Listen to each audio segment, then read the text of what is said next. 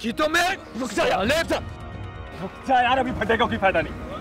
सुनो, इनको पैसे दो और फारिग करो। Okay doctor. पैसे? चुप रहने के कितने पैसे लोगे? घटिया हरकतें और घटिया ही सोच है आप लोगों की।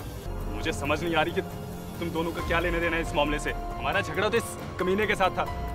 मैं वो वीडियो नहीं हटाने वाला, बल्कि तुम लोग इस तमाशे की वीडियो बना के लगाऊंगा मैं। ओए, बंद करो ये तमाशा। एक स्टूडेंट ने सुसाइड करने की कोशिश की है।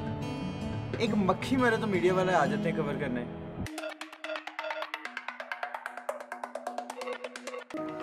एक से बदला लेंगे लूजर्स। जरा सोचो, दी रॉकर्स तुमसे माफी मांग रहे हैं।